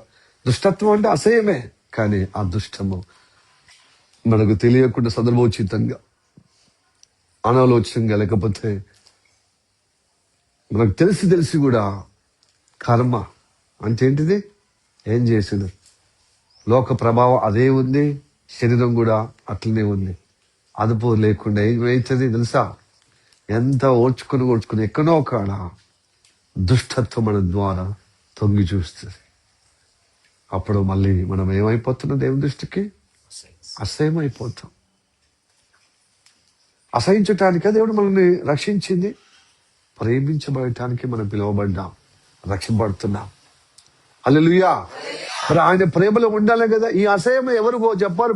సేవకులు ఎక్కువ శాతం ఏదో ఒక సందర్భం చెప్తారు, ప్రతి ఆదివారం చెప్తారండి. కాబట్టి మనం చర్చికి వచ్చిన వాళ్ళందరూ పరిశుద్ధులు అనుకుంటాం. చర్చికి వచ్చిన పరిశుద్ధ పచ్చబడటానికి వస్తున్నాం. ఆదివారం పరిశుద్ధంగా ఉండుటకు నడిపించబడుతున్నాం. పరిశుద్ధంగా ఉండుటకు ఆశ కలిగి, దేవుని యొక్క ఆత్మ నడిపింపులో ప్రార్థన కలిగి, ఉపవాస ప్రార్థన కలిగి, ప్రార్థన ద్వారా, వాక్యము ప్రత్యక్ష ద్వారా మనం నడిపించబడుతున్నాం. అయితే 99 నడిపించబడి ఒకటి పోయినా మళ్ళీ మొదటికి వస్తా. కాబట్టి మన వల్ల కాదు దుష్టత్వం నుంచి విడుదల పొందటానికి. శరీరం ఉన్నన్ని రోజులు ఏదో ఒక దగ్గర దుష్టత్వం మనను ప్రభావితం చేస్తుంది. కాబట్టి ఆదివారం పరిశుద్ధపరచబడాలి. ప్రతి ఆదివారము పరిశుద్ధపరచబడినట్లేనే, లేకపోతే ప్రతిరోజు స్నానం చేసినట్లేనే. ప్రతిరోజు ఎందుకు స్నానం చేయాలి కదా? నీకు కూడా వస్తుంది కదా మనసు. ఒకరోజు బంద్ చేయి, మళ్ళీ మరుసటి ఎల్లుండి, ఈ రోజు చేసిన మళ్ళీ ఎల్లుండి చేస్తే ఆ ఒక రోజు మిస్ అయిందే. అరే స్నానం చేయవలేదు కాబట్టి నా చెమట నాకే దుర్వాసన, జిడ్డుగా, అంత హుషారు లేకుండా, అంత చురుగ్గా లేకుండా, అంత బంక అంత ఇబ్బందిగా, అన్ఈజీగా ఉంటుంది. అట్లనే నీ పరిశుద్ధత, అంతరంగ పురుషుడు కూడా నీ పరిశుద్ధ లేకపోతే సరిగా ఉండలేడు. మీరు అట్లనే అశ్రద్ధ చేసినారు అనుకో, శరీర బలాన్ని బట్టి, ఈ లోక రీతి స్వభావాన్ని బట్టి, ఈ లోక రీతి ప్రేమను బట్టి, లేకపోతే అనుబంధాన్ని బట్టి ఆటోమేటిక్గా ఆయన బలహీనం అయిపోతాడు, చంపబడతాడు. ఇక నింద మునిగి సరి లేకుండా అయిపోతాడు. రెడ్ అయిపోతుంది ఆత్మ. అంతరంగ పురుషుడు రెడ్ అయిపోతాడు. హల్లెలూయా. ఆత్మీయంగా బ్రతికించడానికి దేవుడు ఈ శరీరంలో ఎన్ని రోజులు ఉన్నా నశించిపోయే మట్టికి మందుగా పోతుంది. ఇది నిన్ను నిత్య నాశనంలో పడేస్తుంది కనుక శరీర కోరికల ప్రకారం శరీర మనసు కలిగి నువ్వు జీవించదు, ఆత్మీయ మనసు కలిగి జీవించటకు, నిత్య జీవంలో నువ్వు స్థిరపరచబడటానికి, నేను పరిశుద్ధపరచడానికి ఆదివారం నడిపిస్తున్నాను. హల్లెలూయా. కాబట్టి దుష్టత్వము పలకద్దు, నడవద్దు. హల్లెలూయా.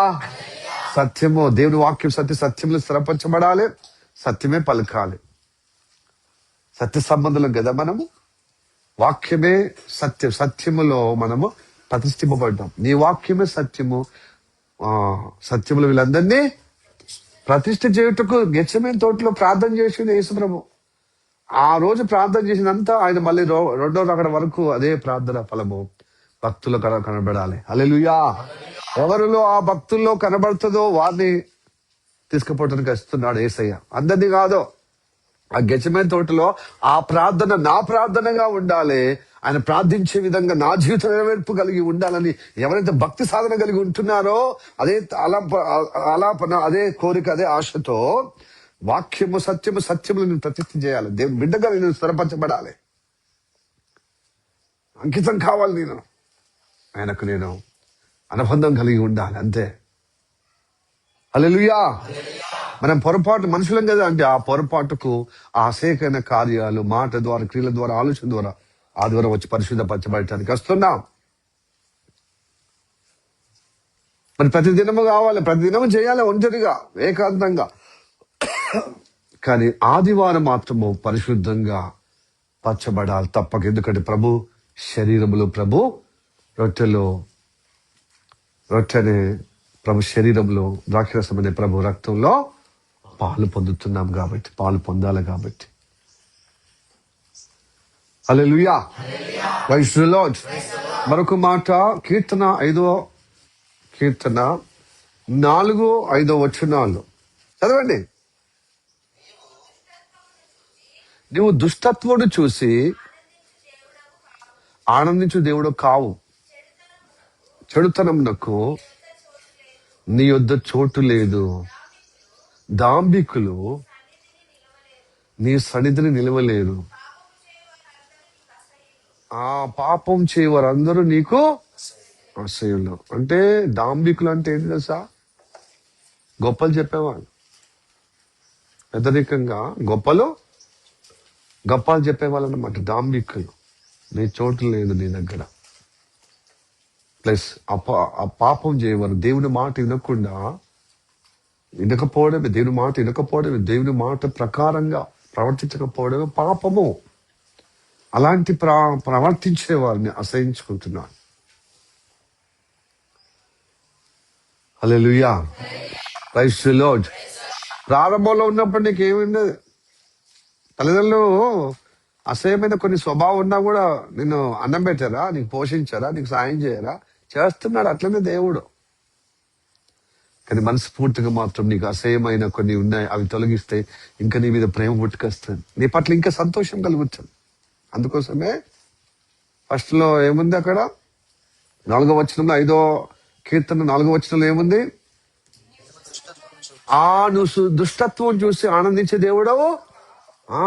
దుష్టత్వము చూస్తే ఆనందించాడు ఆయన, సంతోషం లేదు ఆయనకు. అట్లనే అమ్మ నాన్న కూడా మనకు వాళ్ళకి నచ్చింది ఏదన్నా మన ప్రవర్తన ఉంటే సంతోషం ఉంటుందా? ఏదో బాధ్యతగా అన్ని పెడతారో, పోషిస్తారో, సంరక్షిస్తారో, చూసుకుంటారు, అంతే. కానీ ఎప్పుడైతే వాళ్ళ ఆశ ప్రకారంగా మనం స్పందిస్తే, అలా ప్రవర్తిస్తే ఆనందిస్తారు, సంతోషిస్తారు వాళ్ళు చెప్పినట్టుగా మనం ప్రవర్తించేటప్పుడు. హల్లెలూయా. దుష్టత్వం ఆయన సన్నిధిలో చోటు లేదు. దుష్టత్వం తొలగించాలి. దుష్టుడు చేసిన దుర్మార్గమైన ప్రవర్తన తొలగించుకోవాలి. హల్లెలూయా. దుష్ట ప్రభావం వస్తే నీకు ఆయుష్ పోతుంది, నీకు జీవం పోతుంది, ఆయుష్ తగ్గుతుంది, నశించిపోయే విధంగా మళ్ళీ తయారవుతున్నావు. అది చిన్నగా మొదలు కాకుండా నువ్వేం చేయాలి? దైవ సన్నిధికి వచ్చి ఒప్పుకోవాలి, యథార్థంగా విడిపిస్తాడు దేవుడు. హల్లెలూయా. మళ్ళీ ఎట్లాగో అలవాటైన ప్రాణం ఒప్పుకొని మళ్ళీ ఏదో విధంగా మళ్ళీ ఒప్పుకునే ప్రాసెస్ ఉండాలి. కానీ మళ్ళీ ఇదే అలవాటుగా చేయడము, దుష్టత్వంలో పడిపోవడం, మళ్ళీ దుష్టత్వం ఒప్పుకోవడం, ఇది సైక్లింగ్ ప్రాసెస్ చేస్తే ఏమైంది తెలుసా? తాడు తీస్తాడు, వీడు ఇట్లనే ప్రవర్తిస్తున్నారు, మళ్ళీ చేస్తున్నారని నొచ్చుకోవాలన్నమాట. మళ్ళీ చేయకుండా చూసుకునే విధంగా ప్రయత్నం చేయాలి. అలా ఎదుగుతూ ఉండాలన్నమాట. పరివర్తన, భక్తి పెరిగితే పరివర్తన చెందుతుందండి. నామకార్థంగా అప్పటి మాత్రమే రెడీమేడ్ గా పాస్టర్ చెప్తేనే పొద్దుగా లేవడం, పాస్టర్ లేస్తేనే పొద్దుగా లేవడం, లేకపోతే సాయంత్రం పాస్టర్ని బట్టి, ఇట్లాగా వ్యక్తిగతంగా భక్తి లేకుండా గుంపులో సహవాసం వచ్చి ఇది వ్యక్తిగతంగా తీసుకపోతే గుంపులో గోవిందైతే. ఈ గుంపు ఎందుకంటే నువ్వు బొగ్గు కాకుండా నిప్పు కావాలి. నిప్పు అయినప్పుడు చూడు, ఒంటరి నిప్పు మళ్ళీ ఇంకోళ్ళకు నిప్పగలిగే విధంగా రాజపెడుతూ ఉండాలన్నమాట. ఆ నిప్పును చల్లరిపోకుండా ఎప్పుడు భక్తిలో వ్యక్తిగత బైబిల్ చదవడం, ప్రార్థించడము, సాహసం కలిగి ఉండడం, ప్రార్థనలో ఏంటి నిత్యులు అంటే విశ్వాసం కలిగి ఉండాలి, ఉపవాసం ఉండాలి, వ్యక్తిగతం ఉండాలండి. అది ఉండాలి, అది గడపాలి, ఆ మెచ్యూరిటీ ఉండాలి. Hallelujah, praise the Lord, praise the Lord. ఆ మెచ్యూరిటీ ఉంటే నిజంగా దేవుడు మిమ్మల్ని బట్టి సంతోషిస్తాడు, దుష్టత్వం తొలగిపోతుంది. అంత ముందు ఉన్నట్లేదు, గత సంవత్సరంలో ఉన్నట్లేదు, సంవత్సరం ప్రారంభంలో ఉన్నట్లేదు, ఇప్పుడు చివరి మాసంలో వచ్చాయి. ఏముంది? గత సంవత్సరంలో ఎట్లున్నామో డిసెంబర్లో గదే ఉన్నది. మళ్ళీ కొత్తగా సంవత్సరం, కొత్తగా మళ్ళీ కేకు, కొత్త బట్టలు, మంచిగా తీర్మానం చేసుకుంటాం. మళ్ళీ యథావిధిగా తదా ఒక 4 రోజులు 15 రోజులు అట్లా ఉంటది. కొంచెం ప్రార్థన చేయాలి కదా, కొంచెం వాక్యం చదవాలి కదా అని. నేను పోయిన సంవత్సరము నిలబడి వాక్యం చదవాలని ఒక కోరిక, అది నెరవేర్చబడ్డది. ఈసారి మోకరించి ఆ ఆది కాండం నుంచి ప్రకటన వరకు వాక్యం అయిపోయింది. కేవలం ఇలా వాక్యం అయిపోవడమే నామకార్థం కాదు, అందులో ఉన్న గ్రహింపు కలిగి మన జీవితం కట్టుకుంటే గత సంవత్సరంలో ఉన్నటువంటి స్వభావం ఈ సంవత్సరం ఉండకుండా ఇట్లాగా దేవుడు రాకడకు సిద్ధపడుతున్నాం. మనం ఎదుగుతున్నాం, ఆత్మీయతలో పెరుగుతున్నాం, దేవుని వ్యక్తిత్వంలో. హల్లెలూయా, ప్రైజ్ ది లార్డ్. ఇలా ఉంటే దేవుడు కటాక్షిస్తాడు. దేవుని ఇంట్లోనికి, నా సొత్తుగా మీరే బిడ్డలారా, నా ఇంటి వారు మీరు పరిశుద్ధ జనంగా ప్రజలై ఉన్నారు, నా బిడ్డలు. ఇలా నామకార్థంగా అప్పటి మందమే ఉంటే ఎట్లా దేవుడు అంగీకరిస్తారండి? ఇన్ని సంవత్సరాలు మారుతున్నాయి, క్యాలెండర్లు మారుతున్నాయి, క్యాలెండర్ పేపర్లు మారుస్తున్నాం, మన జీవితం మాత్రం మార్చుకుంటున్నాం. పోయిన సంవత్సరం ఎట్లుందో గదే ఉంది, 10 సంవత్సరాల క్రితం ఎట్లుండదో గదే ఇప్పుడిప్పుడే ప్రార్థన చేసినట్టుగా తత్రపాటు ప్రార్థన, తత్రపాటు వాక్యం చదవడం, ఇప్పుడిప్పుడే కొత్తగా వచ్చినట్టు ఆ పాటలు పాడడం, ఇప్పుడే ఎదుగుతున్నాం అన్నట్టుగా తత్రపాటు మిత్ర చూపులు.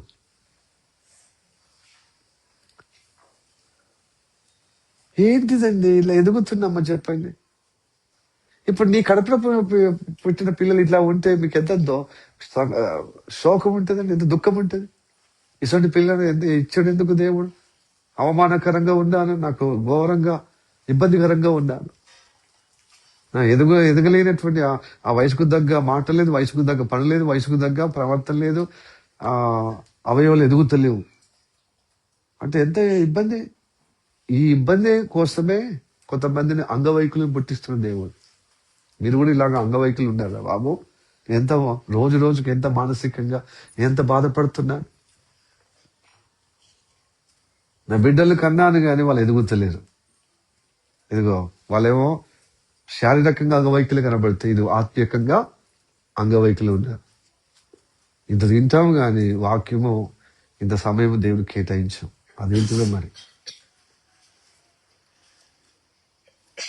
రోజులలో ఆ పనికి తినేటట్టుగా పని కూడా చేస్తలేం మనం. పని తక్కువ, ఫలితం ఎక్కువ. అందుకోసం రాంగ్ మాటలు వస్తున్నాయి, బ్రోకర్ మాటలు, భయంకరమైన దళారి మాటలు, దుష్టత్వము, అబద్ధము, కళ్ళల మాటలు వస్తున్నాయి. సామెతలు 13వ అధ్యాయము 5వ వచనం. ఓకే. నీతిమంతుడికి నీతిమంతుడి కళ్ళ మాట అసహ్యం. కానీ నీతిమంతులం అయితే కదా మనం. కళ్ళ మాటలు అంటే ఏంటిది? అబద్ధ మాటలు, పొట్టించే మాటలు, లేనిది ఉన్నట్టుగా, చేయంది చేసినట్టుగా. లోకమంతా కళ్ళతో నింపబడ్డదండి, అబద్ధంతో, అంత దళాలతో, బ్రోకర్లతో, డాంబికంతో నింపబడ్డది. అలాంటి దేవుని దగ్గర నడవదండి. మనుషుల దగ్గర నువ్వు చూపించుకోవచ్చు, కానీ నీతిమంతులకి అసేము. హల్లెలూయా. ఇక నువ్వు నీతిమంతుడు రాలేవు, నువ్వు నీతిమంతుడు రాలేవు కనుక కళ్ళ మాటలు నీకు అసహ్యం కావాలి. ఏం కావాలి? డంబికమైన మాటలు అసహ్యం ఉండాలి. బ్రోకర్ మాటలు, దళారి మాటలు, లేని దానిని ఉన్నట్టుగా కల్పించే మాటలు, చేయకుండా చేసినట్టుగా అబద్ధ మాటలు, ఇవి దేవుడికి అసహ్యం అన్నమాట. హల్లెలూయా. ఇవి తర్వాత అనవసరమైనటువంటి గర్వము కూడా. ఈ గర్వాన్ని బట్టి ఏమొస్తుంది? ఎదురు తిరిగే స్వభావం వచ్చేది. అది ఎవరు? దేవుని బిడ్డల్లో కూడా ఉందని అంటున్నారు.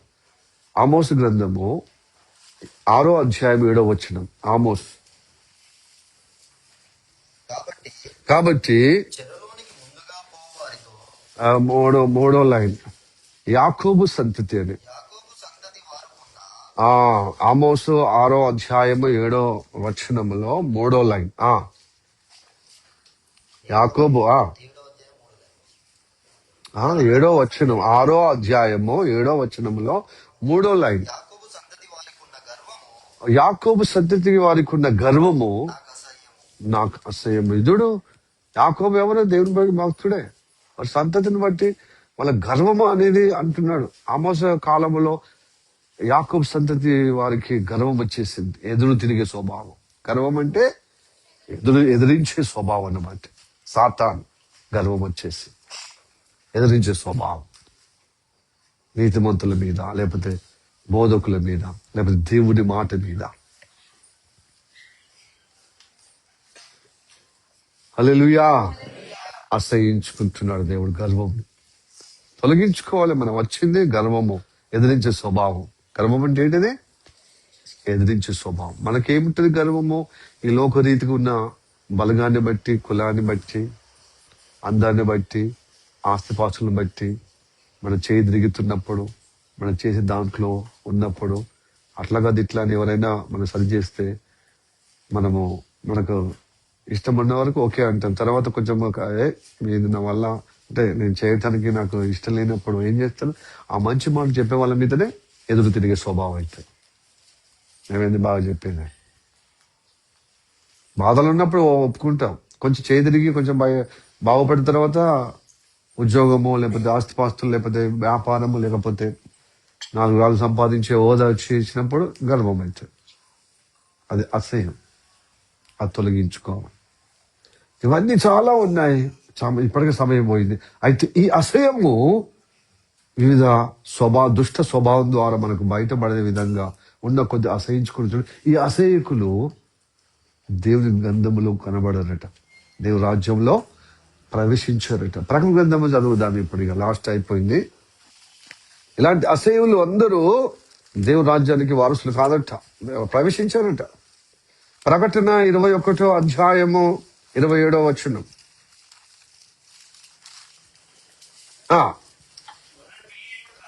గొర్రె పిల్ల యొక్క జీవ గ్రంథమందు రాయబడిన వారే దేవుని పరలోకములో ప్రవేశిస్తారు.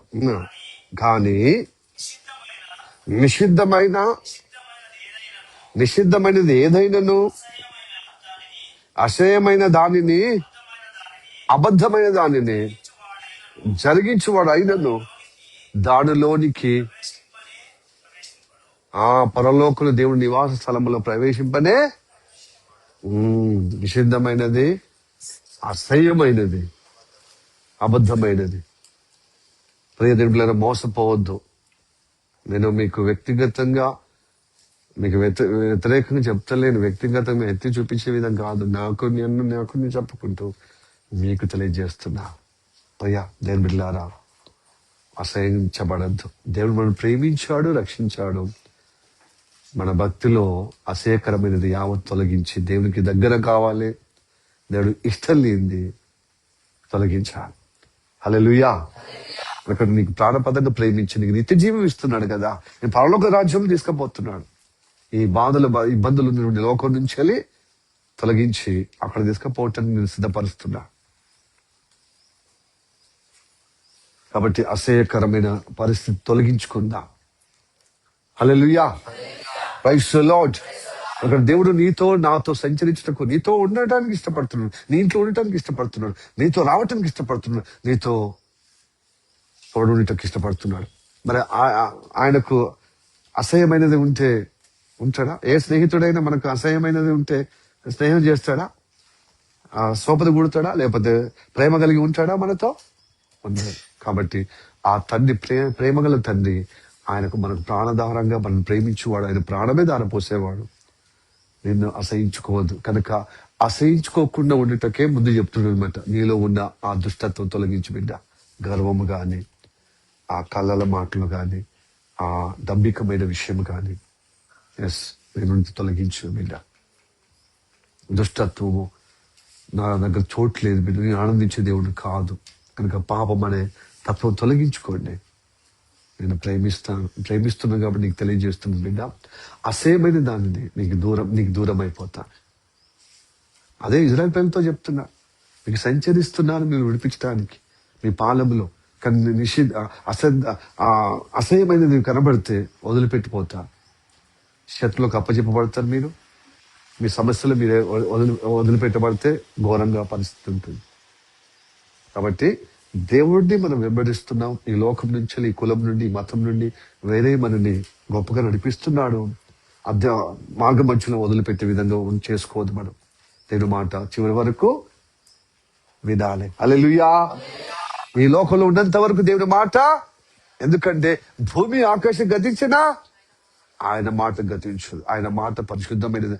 ఆయన మాట ప్రకారంగా మనము కుడి ఎడమలకు పోయిన ఆ తత్వం, దుష్టత్వం ఉన్నది చూడ, ఆ పాపము, ఆ కళ్ళల మాటలు, అబద్ధ మాటలు, లేక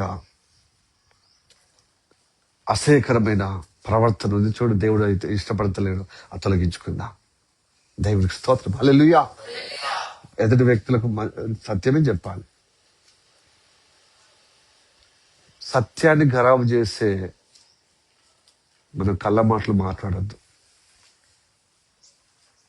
నీ పొరుగు వారితో నిజమే, సత్యమే చెప్పే విధంగా మనం బ్రతకాలి. ప్లస్ యథార్థంగా ఉండాలి. ఏదైనా ఉంటే కుల్ల మాట్లాడాలి. తప్పు చేసింది, అవును చేశాను, ఇలా ఉండాను అనేది యథార్థంగా మనం ఉండాలి. లేని వార్తలు పుట్టించదు. ఆ దుష్టుడు పుట్టిస్తాడు. మనం పుట్టించే వాళ్ళం కాదు. మన దుష్టత్వంలో పడిపోతాం. అందుకోసం నీ పొరుగు వారి మీద అబద్ధ సాక్ష్యము, నిందలు మోపొద్దు. అందరము అనుకూలమే ఉంటాం కదా నిందకు. ఎవరి కుటుంబంలో సమస్య లేదండి, ఎవరి జీవితంలో సమస్య లేదండి. మన సమస్య మనం వదిలిపెడతాం, మన ఇంటి సమస్య వదిలిపెడతాం, పక్కల సమస్య, పక్కల ఇంటి సమస్యను మొత్తము మనము ప్రాపగండ చేస్తాం. అదెంత దుష్టత్వం కాదు.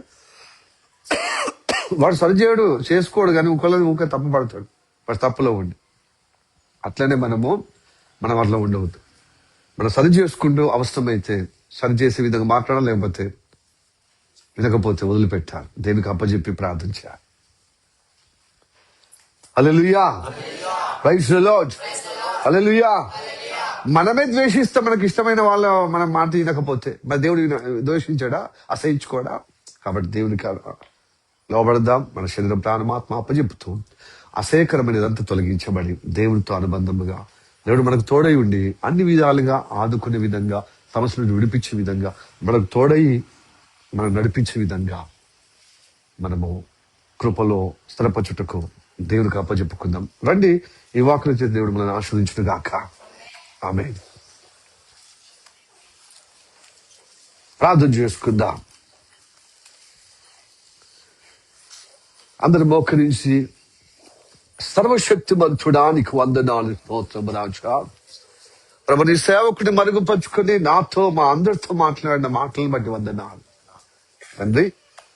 ఇజ్రాయెల్ ప్రజల మధ్యలో ఏది అశుద్ధమైనది, ఏది అపవిత్రమైనది, ఏది ప్రభా నిషిద్ధమైనది, అందుకు ప్రభా అసహించుకున్నది ఏది ఉండకూడదు. ఎందుకంటే మీ మధ్యలో సంచరిస్తాను, మీ పాలన చుట్టూ తిరుగుతాను. మీ శత్రులకు మీకు అప్పచెప్పుటకు, మీరు నడిపించుటకు, విడిపించుటకు, మీకు తోడుగా ఉండుటకు నాకు అసహ్యమైనది ఏది మీలో ఉండొద్దని నీ వాక్యం ద్వారా మాతో మాట్లాడావు. కారణము తండ్రి, నువ్వు పరిశుద్ధుడవయ్యా. ఈ దేవతలకు అందరికంటే నువ్వు పరిశుద్ధుడవయ్యా. అయ్యా, యహో దేవుడు వెలుపల కంటే నువ్వు మహనీయుడవయ్యా, నువ్వు పరిశుద్ధుడవయ్యా. కనుక నీ పరిశుద్ధతను బట్టి నువ్వు మహనీయుడవైనా కనుక యహో దేవుడు పరిశుద్ధ దేవుడు. ఆయన వంటి దేవుడు ఈ లోకంలో ఎవరు లేరు తండ్రి. కనుక నువ్వు పరిశుద్ధత కోరుకునే దేవుడు, మాలో పరిశుద్ధత కోరుకుంటున్నావయ్యా.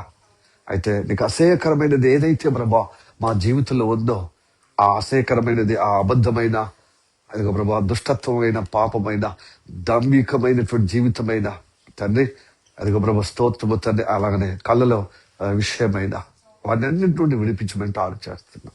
ఈ వారములో మా జీవితంలో ప్రభా ఆ దుష్ట స్వభావం, దుష్ట ప్రవర్తన, ప్రభా స్తోత్రం తండ్రి, వాక్య విరుద్ధమైనటువంటి ప్రవర్తన, ఈ నడిపింపుకు విరుద్ధమైన ప్రవర్తన తొలగించమని ఆలోచిస్తున్నాం. ప్లీజ్ గాడ్ ప్రభా, ఎవరు కూడా ప్రభా గత వారములో ఉన్నది ఈ వారములో ఇదటి వారంలో ఉండకుండా కాపాడబోతండి. దినదినము నీలో ప్రభా ఎదుగుతూ ఉండాలయ్యా. ఏ ఒక్కరు కూడా అలక్ష్యంగా ఉండకుండా తండ్రి, వారి వారి యొక్క ప్రభా స్థితిని ప్రభా ఒప్పుకొని నీ బలియాగం ఆశ్రయించి నీ రక్తం ద్వారా పరిశుద్ధపరచబడుటకు సహాయించమని ప్రార్థన చేస్తాను. ఈ వాక్యం అందరితో ప్రభా నువ్వు మాట్లాడవని నమ్ముచున్నాం. అందరికీ అర్థమయ్యే విధంగా నువ్వు సంధించావని నమ్ముచున్నాం. ప్రాధాన్యత అద్భుతంగా ప్రభు వారిలో పరిశుద్ధపరుస్తావని, వారిని గొప్పగా ప్రభు నీ జీవులు స్థిరపరుస్తావని నమ్ముచ్చు. యేసే నామములో ప్రార్థించి అడుగుచున్నాము పరమ తండ్రి. Amen, amen, amen. May the God bless you.